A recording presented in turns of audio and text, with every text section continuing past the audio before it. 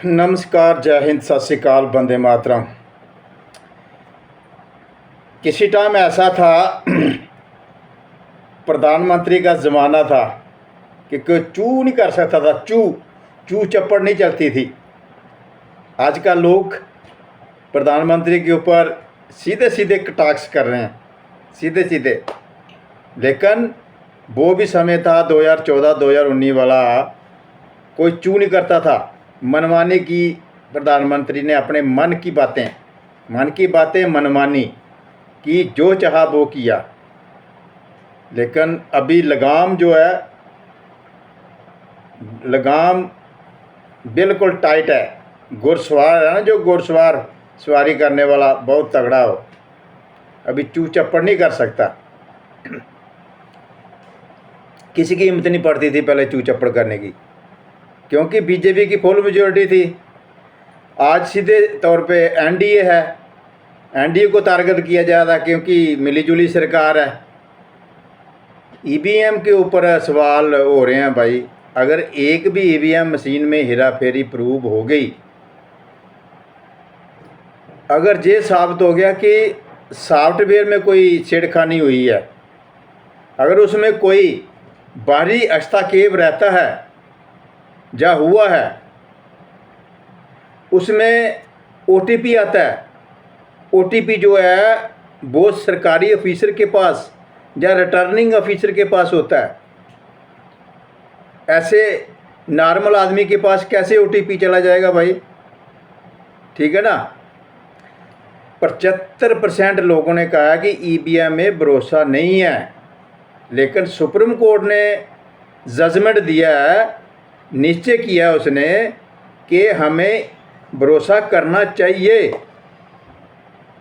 और हकीकत बात है कि करना भी चाहिए। अगर बार बार इलेक्शन होगा तो अपने भारत के ऊपर लोड पड़ेगा। पहले ही भारत में इतनी गरीबी है।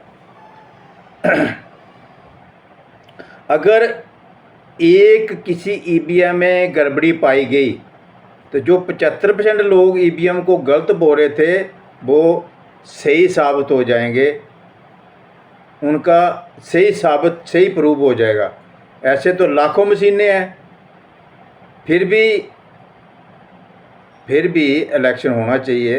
ये तो उसी प्रकार का केस हो गया जैसे नीट का केस है। अगर ऐसे उंगलियां उठती रही तो लोकतंत्र का अपमान है। ऐसे उंगलियां उठती रही तो लोकतंत्र का अपमान है।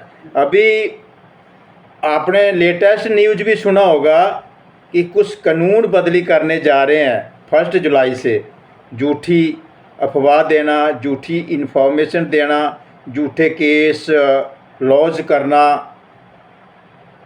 तो इसके ऊपर भी कानून बनने जा रहा है कि अगर कोई किसी एम्प्लॉय के ऊपर या किसी सरकारी कर्मचारी के ऊपर झूठा ब्लेम लगाता है तो उसको भी 7 साल की सज़ा है, क्योंकि काम में बाधा होती है।